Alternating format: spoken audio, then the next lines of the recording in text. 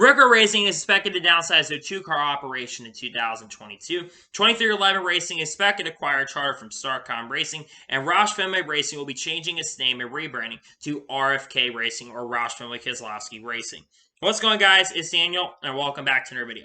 We've got a ton of NASCAR stories here today on the channel. Let's go and just jump straight into those really quickly. We're going to start off on a very sour note, as unfortunately, Bob Bondurant has unfortunately passed away at the age of 88 years old. For a lot of you who don't know, Bob Bondurant was the person who ran the Bondurant Racing School, where over 500,000 people have been able to graduate, including actors like Tom Cruise have been able to graduate from the Bob Bondurant Racing School, a legendary school. My prayers and condolences do go out to his family, even though it happened a couple days ago. My prayers and condolences still do go out to his family. It definitely is a really sad time for the sport as a whole to have, a legend of motorsports in general pass away. So it's really sad, a really unfortunate story as a whole, and it's really unfortunate that that happened. And now we're going to jump on to the next story of today's episode, as we're going to talk about MBM Motorsports. Now, Carl Long was on Sirius NASCAR Radio, and he said that he reveals that he and 8 other team members, including David Starr, all contracted COVID-19 after the Phoenix weekend. This is definitely really unfortunate. It's unclear if they have been vaccinated or if they were still unvaccinated, but it's really unfortunate, and at least it's fortunate that it didn't happen during the season finale, and a lot of people didn't get affected. And if this had happened during the season finale or happened a week before to this, could you imagine? We could have had a huge outbreak, and a lot of people could have gotten really sick or really affected. So at least it happened after the season. But at the same time, my prayers and condolences do go out to them. Hopefully they are able to recover very soon. A few people apparently were still working the shop after this had happened. And good news, at least a few people did not get affected. But man, it's definitely really sad as a whole that a couple people unfortunately got affected. It's really sad news overall. But at least they are okay. And hopefully they will all be able to recover very soon. And they don't have any issues going forward. And now we're going to jump on to the next story of today's episode, because we're talking about Josh Berry. As Josh Berry this past weekend was able to win the Battle of the Stars Invitational at Goodyear's All-American Speedway. He was able to pass Chad McCumbee around lap 107 and was able to win the race. No surprise that Josh Berry won this event. Josh Berry is arguably one of the best late model racers in the country, and he'll be racing full-time in the NASCAR Xfinity Series next year for Junior Motorsports in the number 8 car, and he's going to do a lot of good things next year. But he went back to his roots and raced in late models and was able to win against Chad McCumbee, who was a driver who raced in NASCAR back in the day, but unfortunately did not get the opportunity to really run well in his respective series. But it really is good news to hear this. He won that event. Really exciting for sure, and I'm happy that he was able to win. It's just really cool to see Josh Berry when he's able to go out there in late models. I think it's really awesome to see that for sure. And now we're going to jump on to the next story of today's episode, as we're going to talk about Kyle Busch. As Kyle Busch competed in the Nitro Rallycross race at Phoenix International Speedway this past weekend, and he ended up doing really well in his debut. We know how good of a driver Kyle Busch is in, and I was very intrigued to see how he was going to do in the Nitro Rallycross. Well, he did extremely well in his debut. Not only was he able to make it to the finals, but he actually ended up finishing 4th in his debut behind, I believe, Tanner Faust, Scott Speed, and Travis Pastrana in the event. Travis Pastrana, I believe, won the overall event, but Kyle Busch almost got on the podium in his debut, which would have been really impressive. And he was competing against some really talented guys, so for him to be very competitive in his debut, I'd like to see Kyle Busch run a couple more times in off-roads. I think it'd be really cool to see him run up front in those events, but this is definitely really awesome as a whole that Kyle Busch was able to compete in Nitro Rallycross and be competitive. He was extremely competitive, and I was really scared that Kyle Busch was not going to do well, but for the fact that Kyle Busch is extremely competitive as he was really exciting, really cool, and I'm happy that Kyle Busch is competitive, and he was able to finish 4th in his debut. That's really impressive as a whole, and a really good ratings for him. Really happy to see Kyle Busch do well.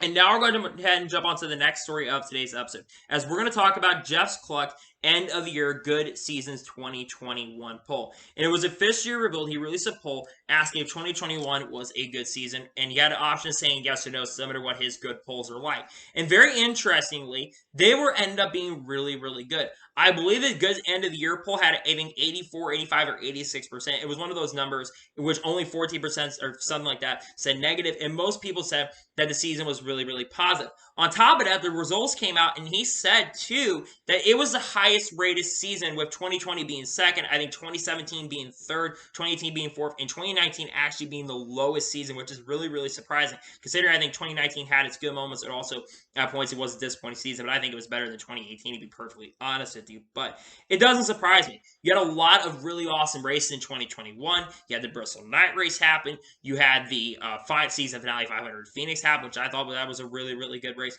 And you also had a lot of really other awesome events that came together this year, which made the season really, really exciting as a whole, which I thought, again, the season was really, really good in my opinion. I really enjoyed this season. My favorite season in the last 10 years, by the way. For sure the best season is 2016, but I think it was my favorite season since Tony Stewart won his championship in 2011. So I really did enjoy this season as a whole, and I'm really glad that most people agree with me. Of course, most of the good ratings came from the 750 races. No surprise there, because the 750 races generally were a lot higher rated than the 550 races, because the 550 races, especially that Vegas one, that race did not get really, really good ratings. But that is from the Jeff Gluck poll. Really, really exciting stuff for sure. The Jeff Gluck poll ended up being at least on a good notion for the end of the year. Really, really exciting as a whole, and I'm happy about that for sure. And now I'm going to go ahead and jump on to the next story of today's episode, as we're going to talk about the drivers that will be testing the next-gen car here tomorrow and Thursday. As there's going to be a next-gen test that is going to be taking place at Charlotte Motor Speedway. I believe it's going to be televised on YouTube, if I'm not mistaken. I think you're going to be live streaming the event, which will be on the mile-and-a-half track. This will be the first time that they'll be testing more than 10 to 15 cars on the track. So here are all the drivers that are expected to test the next-gen car. For Trackhouse, both Suarez and Chastain will test the car. For Team Penske, Ryan Blaney and Joey Logano. Very surprised that Austin Cindric will not be out there to test it. He will not test it, but Ryan Blaney and Joey Logano will. For RCR, Austin Dillon will test the next-gen car. Tyler Reddick tested for RCR the past week, so it makes sense to bring Austin Dillon in. For Stewart-Haas Racing, all 4 drivers for SHR are testing, which basically confirms all 4 drivers will be back at SHR. Kevin Harvick, Eric Almirola, Chase Briscoe, and Cole Custer. For Hendrick Motorsports, all 4 of their drivers will be there, that being Kyle Larson, Chase Elliott, William Byron, and Alex Bowman. They will all be there for that next-gen test. For RFK Racing will be Brad Keselowski. For Spire Motorsports, Corey LaJoie will be out there. For Joe Gibbs Racing, it will be Denny Hamlin and Christopher Bell. For 2311 Racing, it will be Kurt Busch. For Firmo Motorsports, Michael McDowell. For Rich Train Motorsports, Eric Jones. For JT Doherty Racing, Ricky Stenhouse Jr. For Ricker Racing has not been announced. It's unclear who will be driving for the team next year at this moment, but we don't know who's going to be testing the car. For Kaulig, it'll be Haley and AJ Allmendinger, which is definitely really, really interesting. Maybe he's going to run some of the mile-and-a-half this year. We'll have to wait and see. And for GMS Racing, Ty Dillon.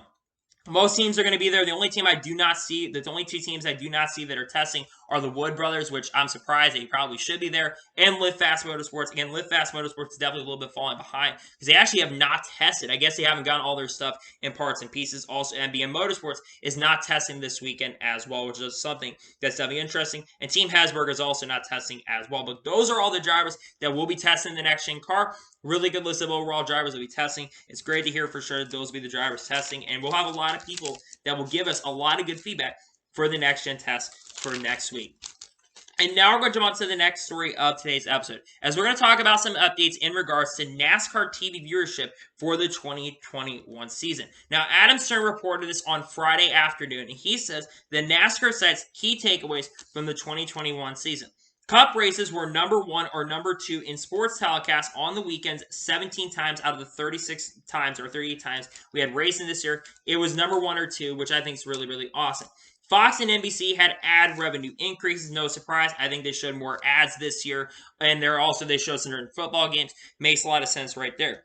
Track Pass tripled sub projections and is the highest percentage of African American and Hispanic viewerships during the current TV deal in a single season since the current TV deal started back in 2015.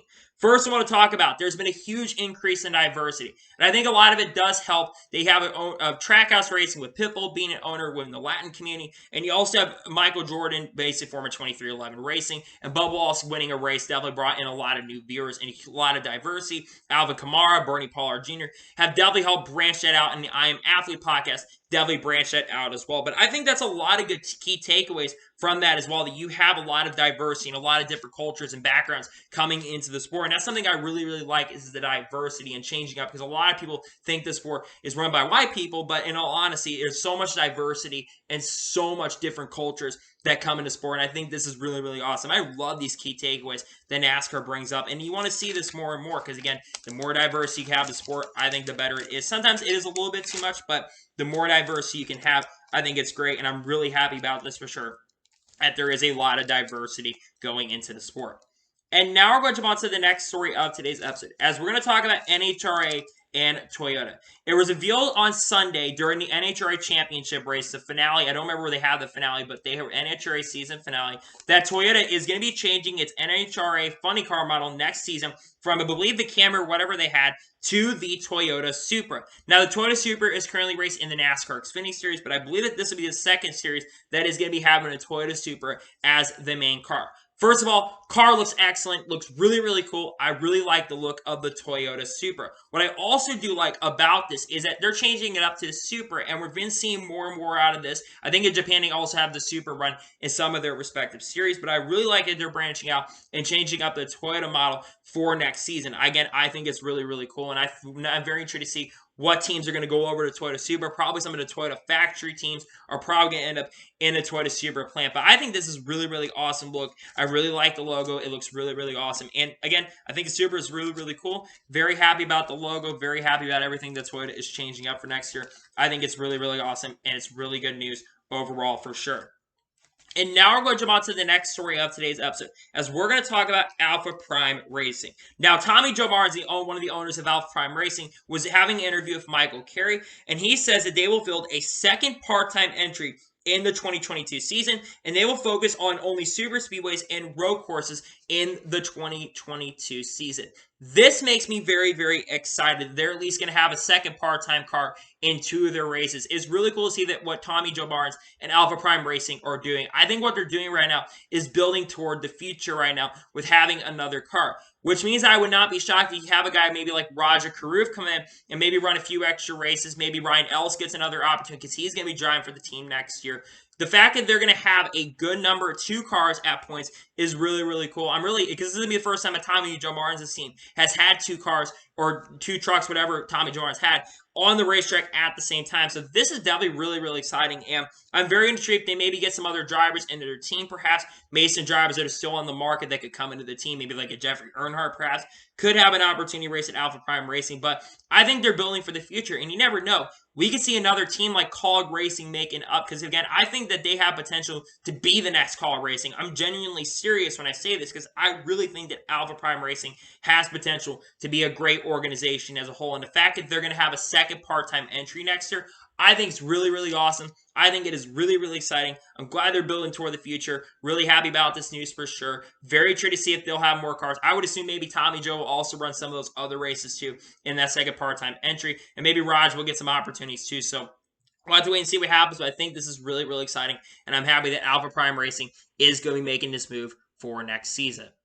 And now we're going to jump on to the next story of today's episode, as we're going to talk about the North Wilkesboro, Rockingham, and Charlotte budgets from the North Carolina state. Now, remember we talked about this, I think, a few months ago, that North Carolina is going to be sending some of the smaller racetracks some sort of grants or some sort of budgets to basically work on the tracks. And the stage budgets have been revealed for the North Carolina tracks. So, according to Joe Bruno, who brought this out, he says that $9 million will be going to Rockingham Speedway for renovations on the track. $18 million is going to be going to North Wilkesboro, which is an increase from the $10 million that originally was going to be sent out. And it'll be $13 million that is going to be going to Charlotte Speedway. On top of that, all these tracks and other smaller tracks are officially eligible for an extra $5 million if they've had a race since 1996, with North Wilkesboro is really, really eligible for. This is a lot of money, to be perfectly honest with you. Charlotte's probably doing some small upgrades. Charlotte really doesn't need as much money going into their track, though they're probably going to work on some of their plumbing problems that they've had in the past, back especially in the 90s. They'll probably work on those. But North Wilkesboro getting a lot more money, I think, is really, really good. And we've also already seen the track getting cleaned up. The $18 million is going to go a long way. We already know right now that $1 million is going to be coming from Camp World. And that's going to mean that we're going to have a total of $19 million that is going to be going into North Wilkesboro. Now, I've heard in the numbers of like they need like 30 to 40 million. I've also heard numbers they need like 13 to 15 million to get the track reveal worked up. If they're able to get the 19 million, if they need 13 to 15 million dollars, that means that that track will be in really, really good shape. And hopefully we'll see racing back in North Wilkesboro soon. But that's a lot of money toward North Wilkesboro. The $9 million of Rockingham is definitely really interesting. Now, Rockingham, they've actually had racing, but they've had issues with the tires that they've had. I think the Hoosier tires, which they run in the Goody Series, whatever they have had issues with the Hoosier tires there because the tires are wearing off. That's something the track definitely needs to get repaved in some aspect, though not entirely somewhat repaved, but they need to get it somewhat repaved. And $9 million definitely will go a long way to getting the track renovated because I think the track is race ready, but they got to get the track repaved just a little bit. So maybe not entirely race ready, but at the same time, I do think that this is really exciting that at least we got some updates on the state budgets going into next year, and I'm glad to see that there's going to be more going into North Wilkesboro. $18 million goes a long way for North Wilkesboro into bringing the track back. Save the Speedway definitely will be really, really happy about that, and I'm really happy about that news for sure. This is a good story. It's absolutely great to see that there is going to be money going into the North Wilkesboro track. And now we're going to jump on to the next story of today's episode, as we are talking about Josh Williams. As it was officially revealed yesterday that Josh Williams is not going to be returning to DGM Racing in the 2022 season, as he's been with the team for 5 years and he's looking for another good opportunity going into the 2022 season. Josh Williams, like I said, has been with the team for 5 years. And I do think that Josh Williams absolutely is a very well-gifted and a very, very talented driver. I've liked Josh Williams. I've been a big fan of his for a long time. The guy ran in the K&N, I think the K&N East or whatever series he ran there, and ARCA too. And he was able to win races and contend for championships over there as well. And he has overachieved in the DGM racing equipment. And you have guys like Dale Jr.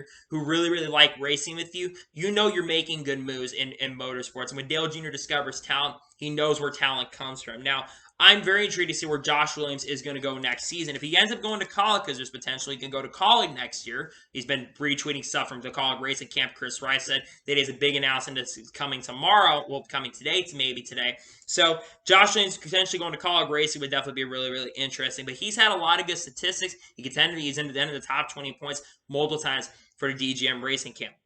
The other big question is what happens at DGM Racing, because DGM Racing is expected to be a two-car operation in the 2022 season. Well, I think that there is potentially an opportunity. Well, I think Alex Bay is coming back to the team. I think he'll be full-time with the team.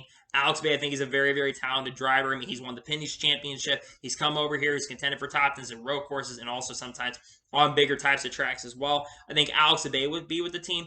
And I think the other car will be a mixture of multiple drivers like Spencer Boyd perhaps in their car, other drivers like Preston Pardis. I know Preston Pardis did make a couple made his oval debut in Martinsville. Didn't go as well, but I can see a mixture of guys like Spencer Boyd, Preston Pardis, among other drivers like maybe Mario Gosling making an attempt to get in the car. We'll have to wait and see what happens in regards to that, but Josh Williams going back to not return to DGM Racing is definitely interesting. I hope he does get an opportunity to go somewhere else, because I think he's pursuing his other options, and I think he left the team on his own terms. So I think he may have an announcement coming very, very soon. So hopefully he gets in a good opportunity really, really soon. I like Josh Williams a lot. I think he's a great driver, and he's got a lot of talent to back it up, and hopefully he'll get a good ride going into next season.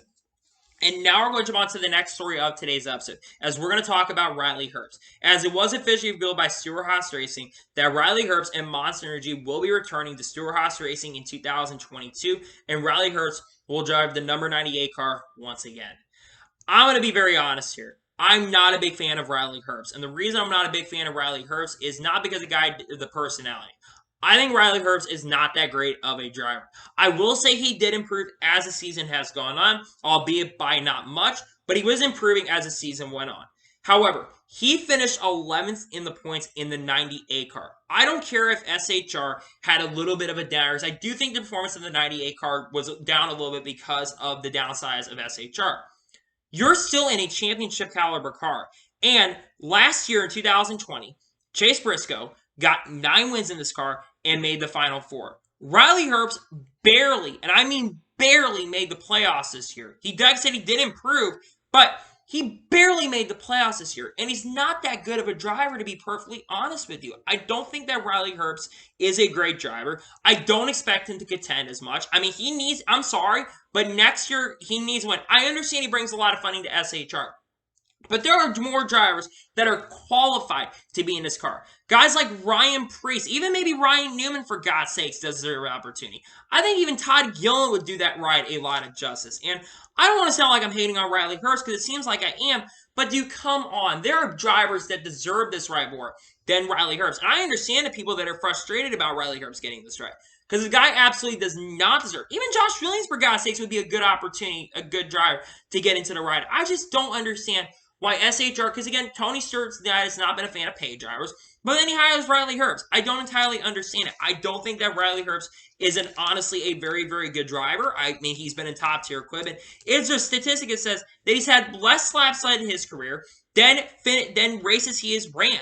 That's disappointing. He's ran so many top tier races. He ran where Joe Gibbs did nothing. He's done nothing throughout his career. In the same car that Riley Herbst ran in ARCA. Ty Gibbs got a ton of wins and a championship. Riley Herbst got 1 or 2 wins in ARCA in the 18 car. Ty Gibbs has had twice less starts than Riley Herbst, and yet Ty Gibbs has won more races. I don't get it. I don't understand it, but it is what it is, and he'll be back at SHR next year. He needs to win. He absolutely needs to win, and he should have won a race last year. He should have gotten a win, and he didn't, and he's got to win next year, in my opinion. He absolutely needs to win. I thought for sure when he got in that car, he was going to win at least one race and make the playoffs. He barely made it, and he absolutely struggled and got eliminated in the round of 12 in Xfinity. So hopefully going next year, he does improve. I like to see him improve because it'd be cool to see him improve. But I'm not a big fan of Riley Herbst. I don't think he's a great driver, but he will be back at SHR in 2022 in the NASCAR Xfinity Series.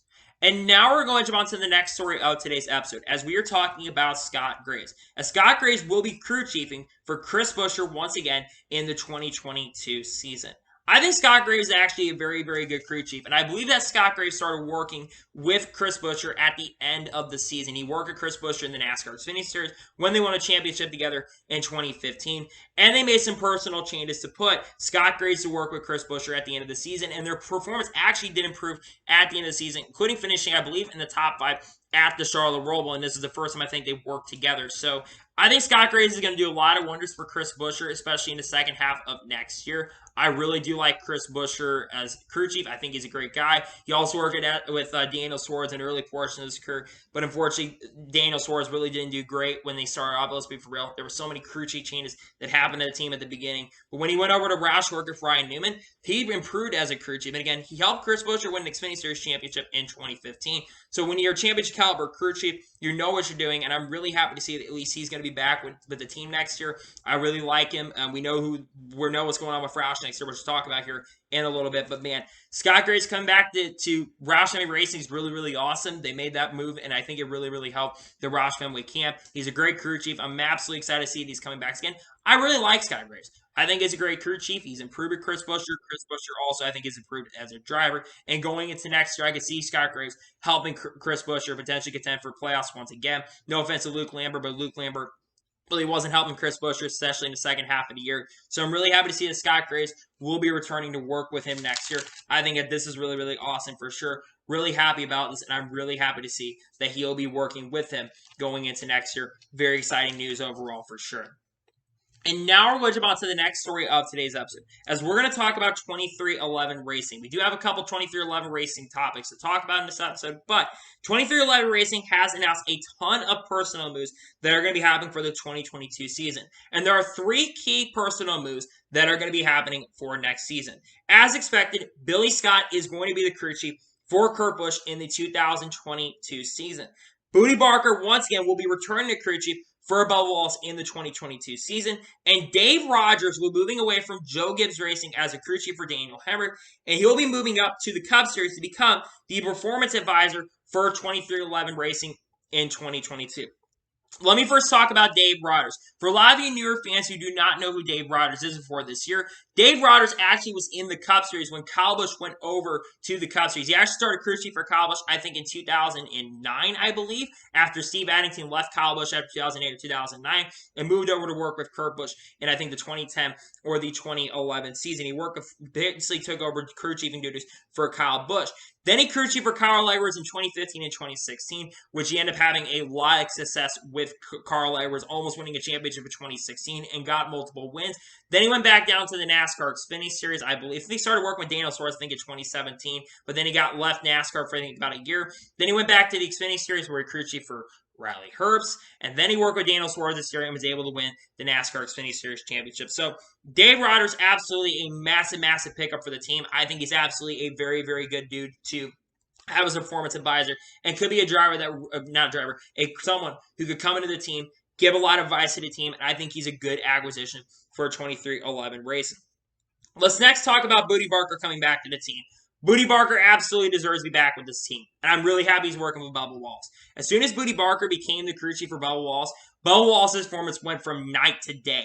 He started especially, I think, at Bristol, and in only second or third race that Bootie Barker's a crew chief, Bubba Wallace gets his first career win as a driver, and Bootie Barker gets his first career win as a crew chief. And the chemistry that Bubba, Freddie Kraft, and Bootie Barker had in the pit box is so awesome to see. And Bootie Barker is someone that can bring a lot of energy and excitement and has a lot of jokes, but he's absolutely a really, really great crew chief to have. And I think that this is going to work wonders for Bubba.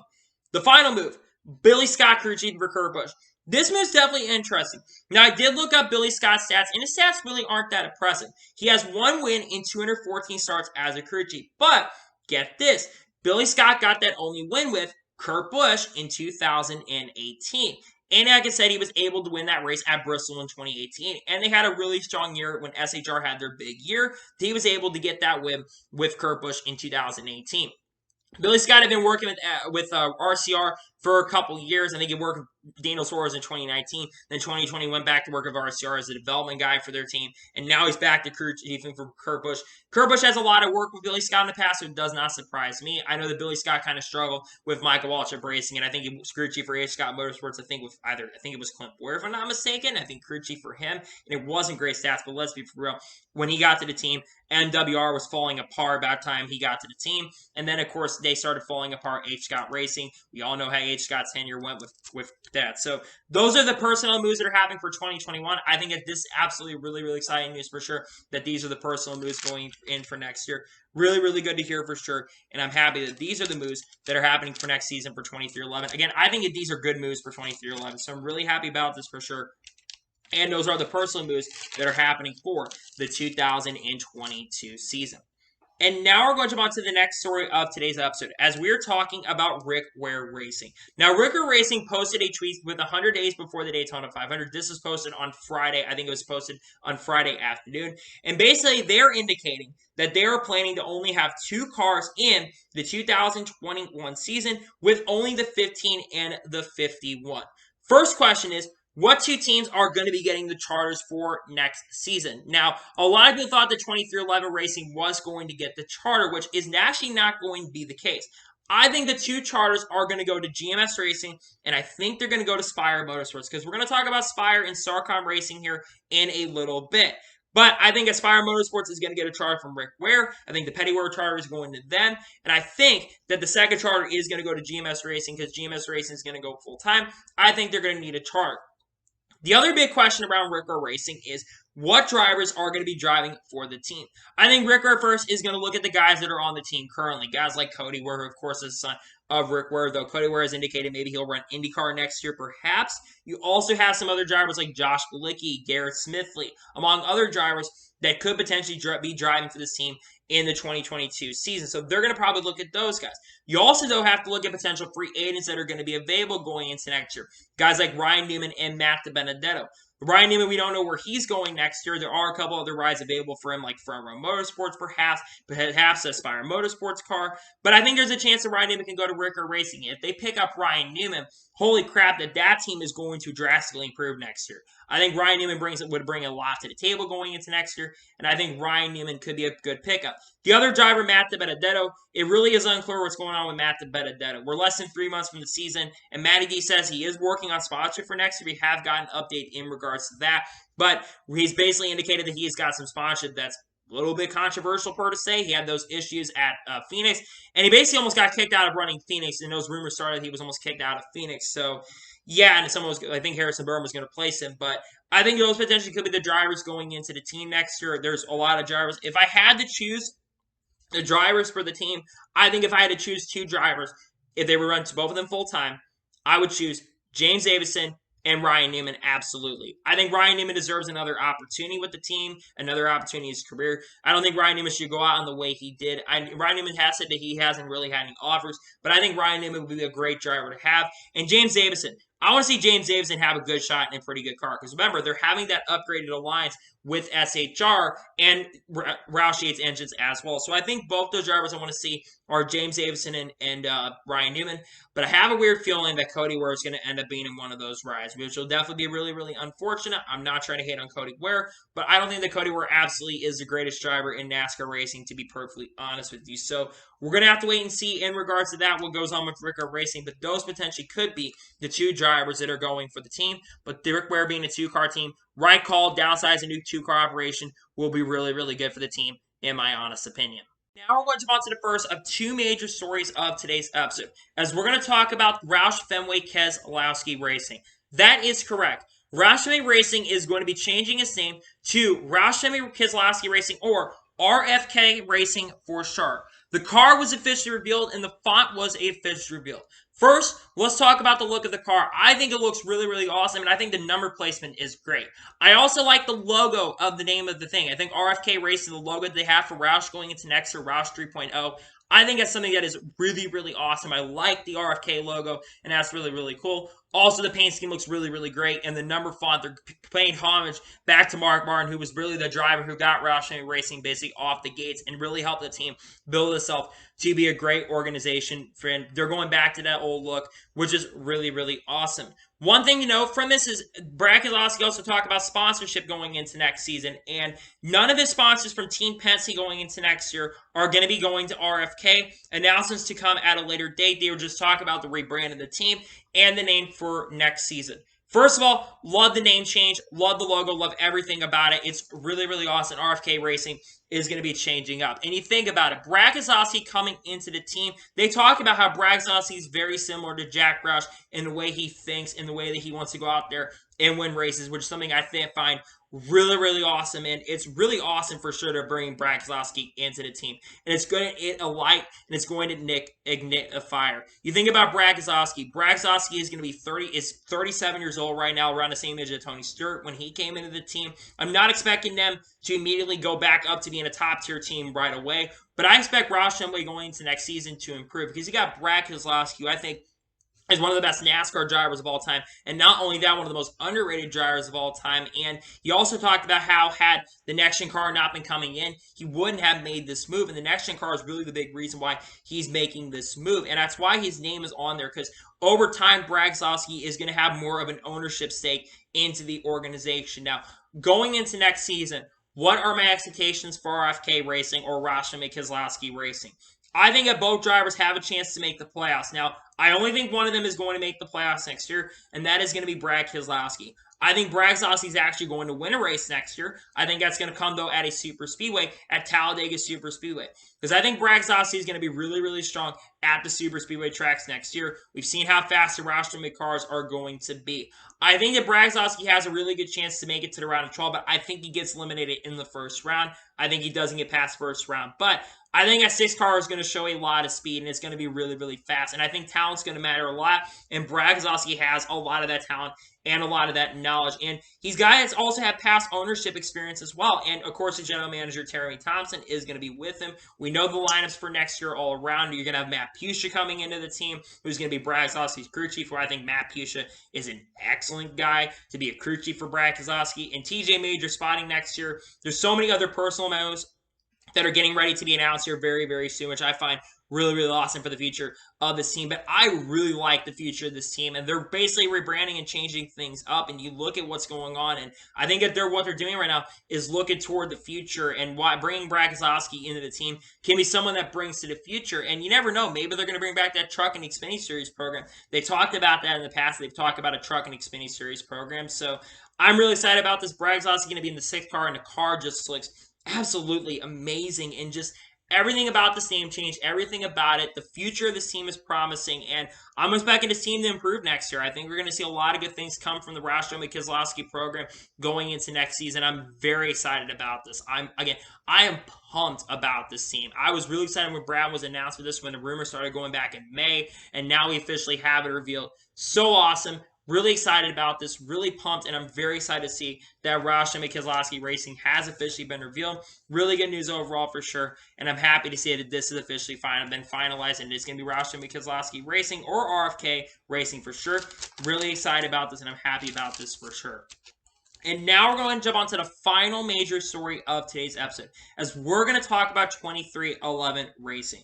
Now, David Wilson was at the Petit Le Mans, the Moto Petit Le Mans, and he says that 23XI Racing has officially secured a charter for Kurt Busch next season, and it was revealed that it was not a Rick Ware charter. There was a lot of speculation in regards to where that charter was going. However, it was reported yesterday by Adam Stern that 23XI Racing is expected to purchase the charter from outgoing NASCAR team Starcom Racing per sources. Starcom was previously in advanced talks to sell their charter to Spire Motorsports, but the deal ultimately did not get finalized. And on top of that, it's reported as well that Starcom Racing's charter finished in the bottom 3 of the charter owners' points this year for a second straight season. And NASCAR warned the team that if it did so again in 2022, it may repossess the charter per sources. That liability hastened Starcom's decision to sell. Now, that definitely is really, really interesting. NASCAR basically said, hey, if you don't improve your performance, we're going to go ahead and take away your charter, which I find that to be one of the most interesting and most craziest things for sure, that NASCAR is going in there basically saying, hey, you better improve your performance or we're going to go ahead and basically revoke your charter. And NASCAR has warned teams that if you're in the bottom 3 positions of the charters, you're going to lose it. Now, I think that this move is all around a good thing for the sport. I'll be perfectly honest. I don't think Starcom Racing was going to improve. I'm glad that NASCAR kind of stepped in too, because let's be real, Starcom Racing, that team absolutely was struggling, and that team absolutely was not a great organization. After they hired Quinn Houff, the team basically went downhill. They were improving with Landon Castle. When they hired Quinn Houff, the team took major steps backwards. And selling their charter over to 23XI Racing, I think it's going to be all around a better thing overall for the sport. You're going to have a team, both their cars are going to be chartered. You're going to have, it all works out well for the sport. You have so many great teams going into next year, and overall great lineup for the 23XI Racing camp. Now, my big question is, where do I think Spire Motorsports gets their charter, because this deal fell through? I think that goes over to, they get their charter from Rick Ware Racing. It'll all work out overall. The whole charter system is so confusing, but it's really good to see the 23XI Racing is not going to have to rely on qualifying for every single race, since practice qualifying is going to be a thing going into next year. And like I said, if they had not had a charter, I do think 23XI Racing would have still been able to make the field, regardless if they had that charter or not. But, man, it's so good to see this. And talking more about Kurt Busch coming over to this team, it's just so good that this team is going to have that veteran presence of Kurt Busch coming over to the team. It's going to work out overall for their organization. Kurt Busch being a mentor for Bubba Wallace next year. And everything's basically been finalized. They had a lot of engineers coming to their team next year. And the one thing I was really worried about was them not getting a charter, because a team like Michael Jordan's, the fact that they were potentially were not going to have a charter this year was really, really scary. But now the fact that they are going to have a charter going into next year is really, really good. And one thing that actually was talked about was Starcom Racing was thinking about running part-time next year. However, Starcom Racing realized that the financial liabilities and all that stuff was not going to work out for them, and they decided to sell all their stuff. So at least we finally know that they were going to get a deal, because 23XI Racing, they were working to get a deal with Farmer Motorsports to get their charter. But now we 100% know that they are going to get a charter from Starcom Racing. And it all works out in the end that Starcom Racing is out of the sport. And it all works out in the end that 23XI Racing is going to get a charter next year. Again, I'm really excited about this. I'm really excited to see a 23XI Racing expanding next year. And I'm really excited as a whole that they are secured a charter for the 2022 season, because Kurt Busch absolutely deserves to have a charter next year, and both their cars are going to be funded for next season. Firmo gets to keep 2 of their cars, which is really, really exciting. They may have an announcement coming very, very soon, and hopefully will be revealed soon. But I'm really excited about this start, that they're getting their charter from Starcom Racing. Really happy about this for sure, and I'm glad they have secured a charter. So, anyway, that is game for today's NASCAR news video. I want to thank you guys for watching. Please subscribe to the channel, notifications on, so you notified when a video does go live on my channel. Follow me on Twitter, Facebook, and Instagram, and support me on Patreon as well. Links description below for that, and comment with your thoughts on today's video. What are your thoughts about Roush Fenway Keselowski, Roush Fenway Racing rebranding to RFK Racing? Do you like everything about the change or not? Let me know in the comments below. And what are your thoughts about 23XI Racing securing a charter? Are you happy about that or not? Let me know that in the comments below. Anyway, like I said, I want to thank you guys for watching today's video, and I'll see you guys next time for some more great and awesome NASCAR content on the channel like this. Take care, everybody.